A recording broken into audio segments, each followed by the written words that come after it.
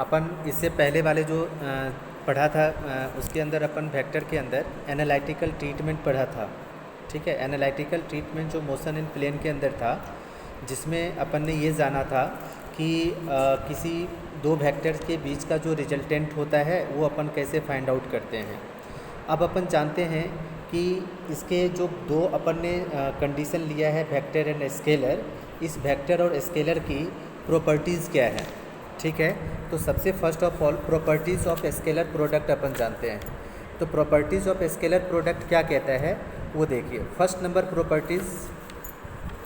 Number properties है कि scalar product is commutative. Scalar product is commutative.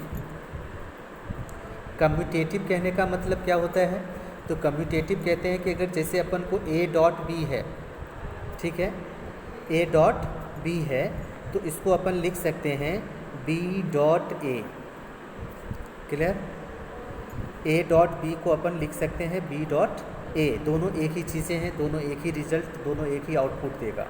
ठीक है, सेकेंड नंबर प्रॉपर्टी अपन को ये कहता है कि scalar product is distributive over addition. ठीक है, कि स्केलर प्रोडक्ट जो होता है, या कह सकते हो इट इज़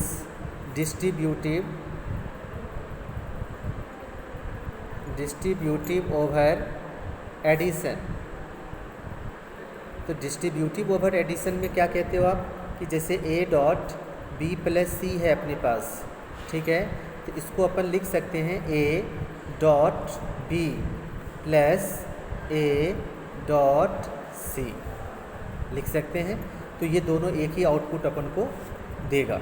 ठीक है, थर्ड नंबर प्रॉपर्टी अपन कहते हैं इसके अंदर कि इफ़ दो वेक्टर्स आपके पास हैं, जैसे मान लो कि vector A and vector B, ठीक है, are perpendicular to each other. जैसे हमने दो वेक्टर्स लिया और कहा कि are perpendicular to each other. Perpendicular to each other कहने का मतलब क्या है, कि जैसे मान लो कि ये वेक्टर A है और ये वेक्टर B है, ठीक है, तो इन दोनों के बीच का एंगल कितना हो गया, 90 डिग्री। क्लियर, तो अब इसका डॉट प्रोडक्ट क्या होगा, तो अपन इस केस में कहते हैं कि A डॉट B है अपने पास, तो इसको अपन कहते हैं A mode of A vector mode of B vector into में कॉस थीटा होता है। ठीक है, तो थीटा की जगह अपन क्या कहेंगे, 90 डिग्री। ठीक है, तो पहले जनरल फॉर्म अपन जान लेते हैं। तो ये जनरल फॉर्म में हमने यहाँ पे इसको थीटा कहते हैं। तो यहाँ पे मैग्नीट्यूड ऑफ A वेक्टर है, तो इसको अपन कहते हैं A। मैग्नीट्यूड क्या करता है, वेक्टर को रिमूव कर देता है। B जो है उसको वेक्टर से रिमूव कर देगा, तो A और B हो गया। यहाँ पे अपन को क्या है, कॉस थीटा है, तो यहाँ पे लिखेंगे अपन कॉस थीटा।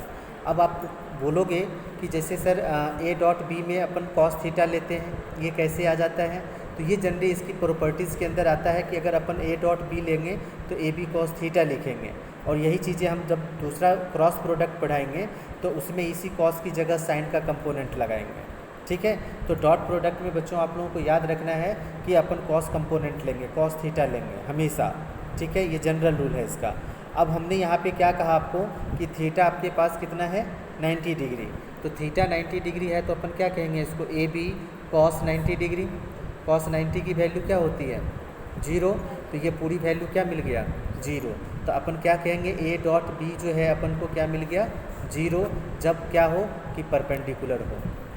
ठीक है, अब फोर्थ नंबर अपन इसके अंदर कहते हैं कि अगर मान लो कि थीटा यहाँ पे 0 डिग्री है, ठीक है, तो 0 डिग्री का केस कैसे होगा, तो 0 डिग्री के केस में अपन क्या कहेंगे, तो 0 डिग्री के केस में कहते हैं कि मतलब कि vector A and vector B both are parallel. तो पैरेलल होगा तो दोनों के बीच का एंगल कितना, 0 डिग्री। तो जब 0 डिग्री का केस आएगा तो अपन कहेंगे A dot B is equal to AB cos 0 degree. Cos 0 की वैल्यू होती है 1, तो अपन यहाँ से कह देंगे AB। तो अपन को A डॉट B की वैल्यू क्या मिल गया, AB। मैग्नीट्यूड फॉर्म ओनली इसका। ठीक है, याद रखेंगे इस चीज़ को। उसके बाद देखो फोर्थ नंबर प्रॉपर्टी।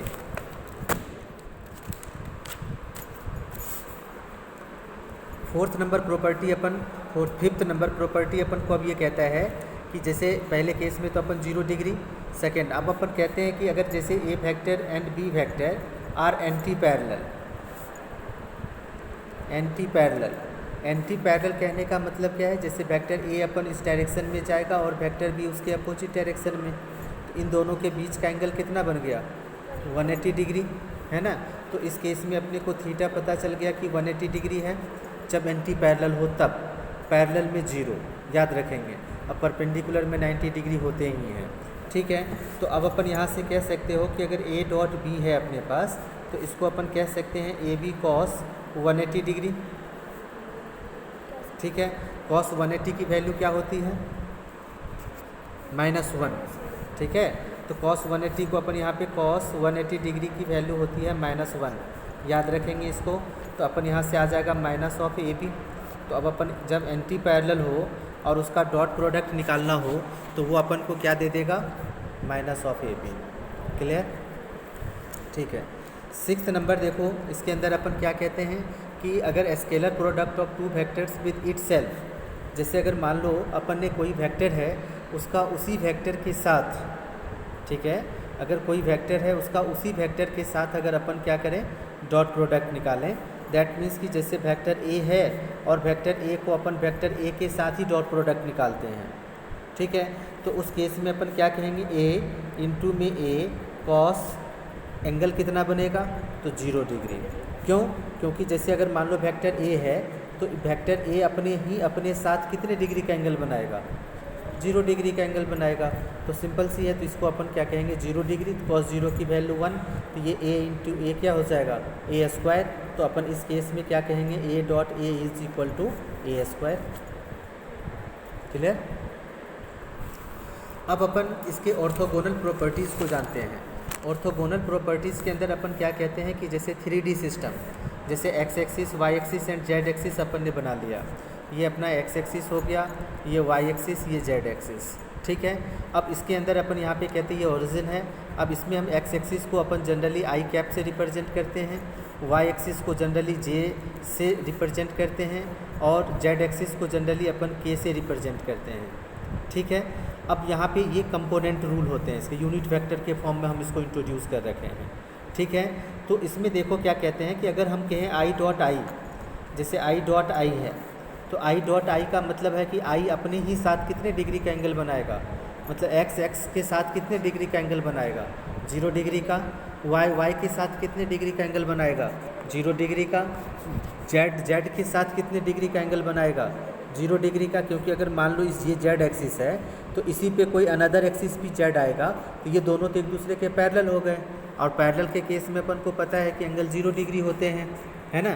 तो इसलिए हम यहाँ पे कह देंगे कि आई डॉट आई है तो उसकी वैल्यू क्या हो जाएगी यूनिटी, मतलब यूनिट वेक्टर 1 होते हैं इसकी वैल्यू, ठीक है। इसको अपन एक बार मैं लिख देता हूँ, मोड ऑफ आई कैप कहेंगे, सेकेंड नंबर में कहेंगे mode of I cap into में कॉस 0 डिग्री, इसकी वैल्यू 1। तो यूनिट वेक्टर है, इसका मैग्नीट्यूड 1 होता है, इसकी मैग्नीट्यूड 1 होती है और ये भी 1 होता है। तो 1 इंटू 1 1 क्या हो जाएगा 1 सब। तो यही अपन ने लिखा I dot I cap I is equal to 1।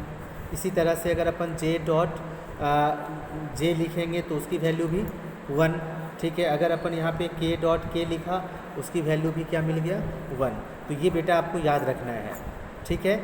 ये प्रॉपर्टी बहुत यूज़ के हैं। अब अपन कहते हैं इसी प्रॉपर्टी के अर्थ ऑर्थोगोनल प्रॉपर्टी के अंदर कि जैसे आई डॉट आई, जे डॉट जे, के डॉट के, ये अपन को 1 प्रोड्यूस करके दे देगा,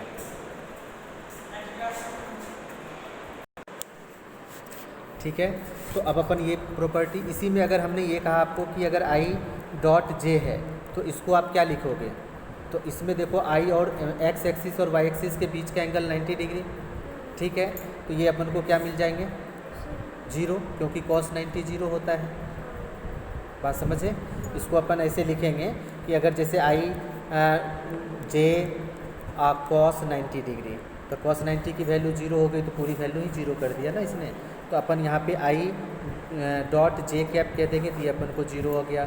अगर अपन यहाँ पे जे डॉट के कह देंगे ये भी 0 हो जाएगा, है ना। अगर अपन के डॉट आई कैप कह देंगे ये भी अपन को क्या मिल गया 0 मिल गया, ठीक है बेटा। तो ये अपना ये यहाँ तक का आज याद रखो, ध्यान रखो, फिर अपन इसके आगे नेक्स्ट क्लास में इसको और भी इंट्रोड्यूस करूँगा, ठीक है।